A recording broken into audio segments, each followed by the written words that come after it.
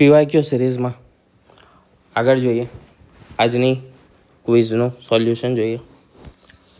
Alexander, જેને આપણે સિકંદર તરીકે ઓળખીએ છીએ, તેનું મૃત્યુ અને તેની અસર, એના પર 2 વિધાનો આપ્યા છે. ઈસવીસન પૂર્વે 323માં એલેક્ઝાન્ડરનું મૃત્યુ થયું હતું. તેના મૃત્યુ બાદ સિંધુ નદી પર ગ્રીકનું વર્ચસ્વ સારા એવા પ્રમાણમાં ઘટી ગયું. 1 અને 2 બંને સાચા છે, બંને ખોટા છે. પહેલું સાચું છે, બીજું ખોટું છે, અને પહેલું ખોટું છે, બીજું સાચું છે. સાચો જવાબ છે કે બંને વિધાનો સાચા છે. સિકંદરનું મૃત્યુ ઈસવીસન પૂર્વે 323માં બેબિલોનમાં થયું હતું. કઈ જગ્યાએ થયું હતું આપણા માટે મહત્વનું છે. તે ભારતમાંથી પરત ફરી રહ્યો હતો ત્યારે બીમારીના કારણે તેનું અવસાન થયું હતું. સિકંદરના મૃત્યુ પછી તેના જે સેનાપતિઓ હતા તેમની વચ્ચે સત્તા માટે સંઘર્ષ થયો. તે સમયે ભારતમાં ચંદ્રગુપ્ત મૌર્યનો ઉદય થયો, જેણે ચાણક્યની મદદથી ઉત્તર પશ્ચિમ ભારતમાં, એટલે કે જે સિંધુ નદીનો વિસ્તાર હતો ત્યાં ગ્રીક જે ગવર્નરો હતા તે લોકોને હાંકી કાઢ્યા અને ગ્રીક જે વર્ચસ્વ હતું સિંધુ પ્રદેશમાં તેનું અંત કર્યો. સિકંદર અને રાજા પુરુ, જેને પોરસ તરીકે પણ ઓળખીએ છીએ, તેમના વચ્ચે ઈસવીસન પૂર્વે 326માં ઝેલમ નદીના કિનારે યુદ્ધ થયું હતું. તે મહત્વનું છે. ઝેલમને હાયડેસ્પીસ તરીકે પણ ઓળખીએ છીએ ગ્રીક ભાષામાં. સિકંદર તેના અંતિમ જે સેનાપતિ હતા સેલ્યુકસ નિકેટર અને ચંદ્રગુપ્ત મૌર્ય, તેમના વચ્ચે પછીથી સંધિ થઈ હતી અને સેલ્યુકસ નિકેટરની પુત્રીના લગ્ન ચંદ્રગુપ્ત મૌર્ય સાથે કરવામાં આવ્યા હતા અને તેનું નામ હતું હેલેના.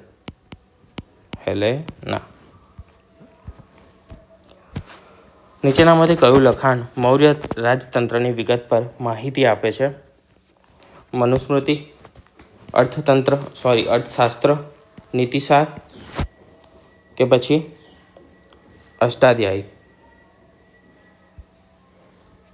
સાચો જવાબ છે ઓપ્શન નંબર બી, અર્થશાસ્ત્ર. અર્થશાસ્ત્ર કૌટિલ્યનો ગ્રંથ છે. કૌટિલ્યને આપણે ચાણક્ય અથવા તો વિષ્ણુગુપ્ત એ બીજા 2 નામથી પણ ઓળખીએ છીએ. બંને નામ યાદ રાખજો. સંસ્કૃત ભાષામાં લખાયેલું છે. ગ્રંથની ભાષા કઈ છે? સંસ્કૃત ભાષા છે. તે માત્ર અર્થતંત્ર નહીં પરંતુ રાજનીતિ, વહીવટ, લશ્કરીય વ્યૂહરચના, જાસૂસી તંત્ર, તે તમામ વિષયો પરની એક માસ્ટર બુક ગણાય છે. મનુસ્મૃતિ શું છે? તો એક પ્રાચીન કાયદાકીય ગ્રંથ છે. હિન્દુઓનો પ્રાચીન કાયદાકીય ગ્રંથ છે. નીતિસાર તે કાદમ્બક દ્વારા લખાયેલો છે અને ગુપ્ત સમય દરમિયાન લખાયો હતો. ક્યારે લખાયો હતો? ગુપ્ત સમય દરમિયાન લખાયેલો ગ્રંથ છે. તે અર્થશાસ્ત્રના સિદ્ધાંતો પર આધારિત છે.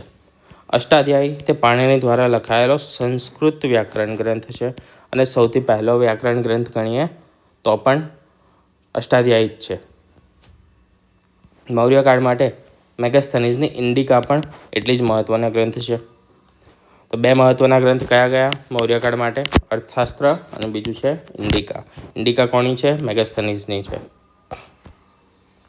મૌર્ય સ્થાપત્ય કોનાથી પ્રભાવિત છે? ચીન, બર્મા, એનાટોલિયા કે પછી પર્શિયા? તો તે પ્રભાવિત છે પર્શિયા એટલે કે ઈરાનથી. એક મિનિટ. ઓકે, શેનાથી પ્રભાવિત છે? ઈરાન, પર્શિયાથી પ્રભાવિત છે. અશોકના જે શિલાલેખો છે અને એકાસ્મસ સ્તંભો એટલે કે જે સિંગલ મોનોલિથ પિલર્સ છે, સિંગલ સ્તંભો, તેના પર પોલિશ કરવાની જે પદ્ધતિ છે અને સ્તંભની ડિઝાઇન તે પર્શિયાના એકેમેડિયન સામ્રાજ્યના સ્થાપત્યથી મળતી આવે છે. અશોકના સ્તંભો પર જોવા મળતું જે ઊંધું કમળ છે, બેલ શેપ્ડ કેપિટલ જે છે, ઊંધું કમળ, આ રીતનું ઊંધું, બરાબર. ડ્રોઈંગ તો આપણી સારી નથી. કમળને ઊંધું ઇમેજિન કરી લો. તે પર્શિયન સ્થાપત્યનું હોય તેવું જણાય છે. જોકે ભારતીય સ્તંભો એકાશ્મ એટલે કે એક જ પથ્થરોમાંથી બનેલા છે, જ્યારે જે પર્શિયન સ્તંભો હતા તે ટુકડાઓને જોડીને બનાવવામાં આવતા હતા. આ બે વચ્ચેનો મુખ્ય તફાવત છે. ગુપ્ત વંશના અનુયાયીઓ તરીકે જાણીતા છે શાક્ય સંપ્રદાયના, ભાગવત સંપ્રદાયના, શૈવ કે પછી સૌર સંપ્રદાય. તો સાચો જવાબ છે ભાગવત સંપ્રદાયના અનુયાયીઓ હતા ગુપ્ત વંશના શાસકો. વૈષ્ણવ ધર્મ. ગુપ્ત રાજાઓ પરમ વૈષ્ણવ હતા અને તેઓ ભાગવત ધર્મને રાજ્યાશ્રય આપ્યો હતો. તેઓ ભગવાન વિષ્ણુના ઉપાસક હતા. તેમને બિરુદ કેવા લીધા હતા? તો પરમ ભાગવત જેવા બિરુદો લીધા હતા. તેમનું એટલે કે ગુપ્ત વંશનું જે રાજચિહ્ન છે તે છે ગરુડ, જે ભગવાન વિષ્ણુનું વાહન છે. પ્રસિદ્ધ દેવગઢનું દશાવતાર મંદિર, જે હાલમાં યુપીમાં આવેલું છે, તે ગુપ્ત કાળના વૈષ્ણવ ધર્મનો સૌથી ઉત્કૃષ્ટ નમૂનો છે. નોંધનીય છે કે ગુપ્ત રાજાઓ અન્ય ધર્મો જેમ કે બૌદ્ધ અને જૈન પ્રત્યે પણ સહિષ્ણુ હતા. ગુપ્ત એક કેવો પીરિયડ ગણાય છે? ગોલ્ડન પીરિયડ ગણાય છે. ગોલ્ડન પીરિયડ એટલે કે સુવર્ણકાળ. ભારતીય ઇતિહાસનો સુવર્ણકાળ ગણવામાં આવે છે ગુપ્તકાળને. સુવર્ણકાળ ત્યારે જ રહે જ્યારે તમામ ક્ષેત્રમાં એટલે કે સામાજિક ક્ષેત્રે, સામાજિક, ધાર્મિક, રાજકીય એ તમામ ક્ષેત્રમાં ક્યાં હોય? ઊંચાઈ પર હોય. આર્થિક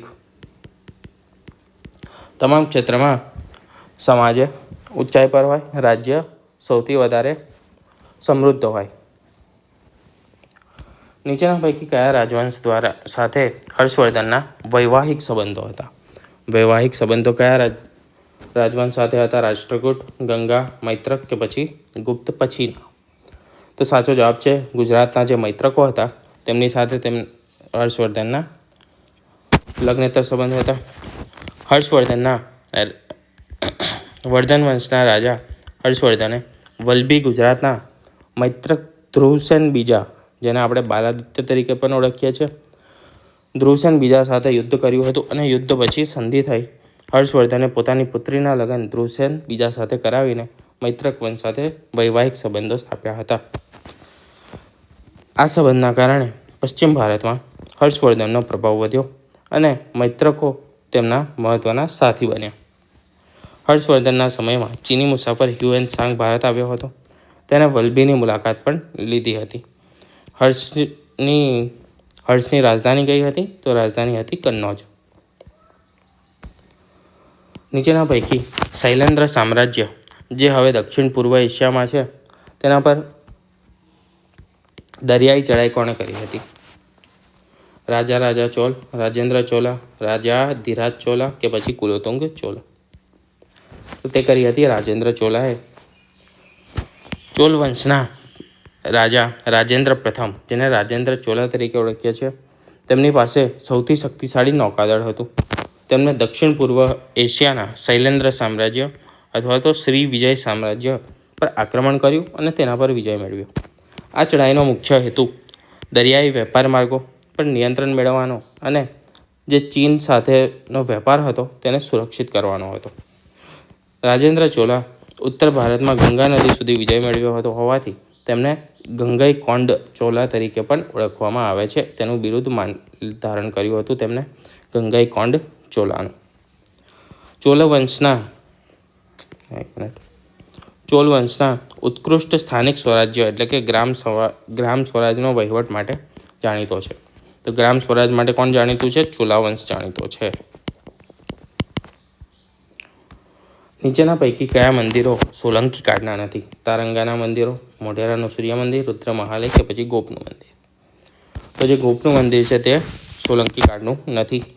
ગોપનું મંદિર હાલ જામનગર જિલ્લામાં આવેલું છે અને ગુજરાતનું સૌથી પ્રાચીન મંદિર માનવામાં આવે છે. તે મૈત્રક કાળમાં અથવા તો ગુપ્ત મૈત્રક જે સંક્રાંતિ કાળ હતો તે સમયમાં બનેલું છે, સોલંકી કાળનું નથી. મોઢેરાનું સૂર્ય મંદિર ભીમદેવ પ્રથમે બનાવ્યું હતું સોલંકી કાળમાં. રુદ્ર મહાલય મોઢેરા સોલંકી અને સિદ્ધરાજ જયસિંહ દ્વારા બનાવવામાં આવ્યો. મોઢેરા સોલંકીએ શરૂઆત કરી હતી અને સિદ્ધરાજ જયસિંહે તેને બાંધકામ પૂર્ણ કરાવ્યું હતું. તારંગાના જૈન મંદિરો કુમારપાળ દ્વારા, એ શુદ્ધ સોલંકી શૈલીના સ્થાપત્યો છે. શુદ્ધ સોલંકી શૈલીના સ્થાપત્યો અથવા તો તેની શૈલી મારું ગુર્જર શૈલી તરીકે ઓળખાય છે. સૌથી મહત્ત્વની વસ્તુ, સોલંકી રાજાઓના સમયમાં જે રાજાઓ છે તેમને સમયના ક્રમમાં ગોઠવવાના છે. એટલે કે જે સૌથી પહેલાં આવ્યા હોય તેને પહેલાં અને જે પછી આવ્યા હોય તેને છેલ્લા. ભીમદેવ પ્રથમ, કુમારપાળ, સિદ્ધરાજ જયસિંહ અને દુર્લભરાજ. અને અહીંયા ઓપ્શનો આપેલા છે. વિડીયો પોઝ કરીને પહેલાં આન્સર તમે લખી લો. હવે જોઈએ આન્સર. તો સાચો આન્સર છે ઓપ્શન નંબર બી.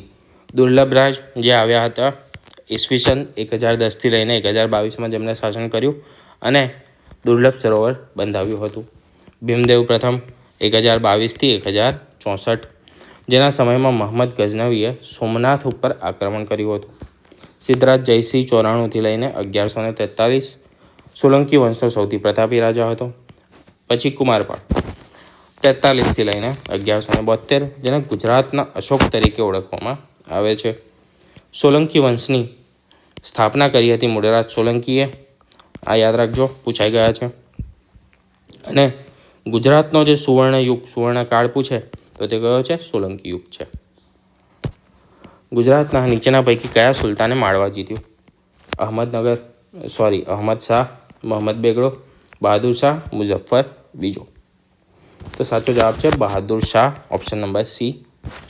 ગુજરાતના સલ્તનતના શક્તિશાળી સુલતાન બહાદુર શાહે 1531માં માળવા પર આક્રમણ કર્યું હતું. તેને માળવા સુલતાન અહમદ ખિલજી બીજાને હરાવીને માળવાને ગુજરાત સલ્તનતમાં ભેળવી દીધું હતું. બહાદુર શાહે ચિત્તોડગઢ પર પણ વિજય મેળવ્યો હતો. બહાદુર શાહ તે ગુજરાતનો છેલ્લો મહાન સુલતાન ગણાય છે. પોર્ટુગીઝો સાથેના સંઘર્ષ દરમિયાન દીવના દરિયામાં તેનું મૃત્યુ થયું હતું. તેમણે અમદાવાદ શહેર વસાવ્યું હતું. ક્યારે? 1411માં. જુનાગઢ અને પાવાગઢ એમ 2 ગઢ જીત્યા. તેના કારણે તેને બેગડો તરીકે ઓળખવામાં આવે છે. કોને? બહાદુર શાહને. ગુજરાતના કયા રાજાએ 12મી સદીમાં દારૂના ઉત્પાદન અને તેના વેચાણ પર તેના રાજ્યમાં મનાઈ ફરમાવી હતી? ભીમદેવ પ્રથમ, કર્ણદેવ, કુમારપાળ કે પછી જાફર ખાન? સાચો જવાબ છે ઓપ્શન નંબર સી, કુમારપાળ. કુમારપાળને ગુજરાતના અશોક તરીકે ઓળખીએ છીએ આપણે. ગુજરાતનો અશોક, બરાબર. જૈન ધર્મના પ્રભાવ કુમારપાળ પર જૈન આચાર્ય હેમચંદ્રાચાર્યનો ઊંડો પ્રભાવ હતો. હેમચંદ્રાચાર્યના ઉપદેશથી કુમારપાળે જૈન ધર્મનો અંગીકાર કર્યો અને રાજ્યમાં અહિંસાના નિયમો લાગુ કર્યા. તેમના રાજ્યમાં પશુવધ, શિકાર, જુગાર અને દારૂના વેચાણ પર તથા ઉત્પાદન પર સખત પ્રતિબંધ મૂક્યો હતો. કુમારપાળને ગુજરાતનો અશોક કહેવામાં આવે છે. તેમણે ગીરમાં સોમનાથ મંદિરનું પુનઃનિર્માણ કરાવ્યું હતું. આ નહીં આવે, આમાં આપણે ભીમદેવ ગણીએ છીએ, બરાબર છે. તો આ ચેકી નાખજો. તેમના સમયમાં અમારી એટલે કે અહિંસાની ઘોષણા કરવામાં આવી હતી. અમારીની ઘોષણા કરવામાં આવી હતી. તો આજે આપણા 10 ક્વેશ્ચન પૂરા થયા.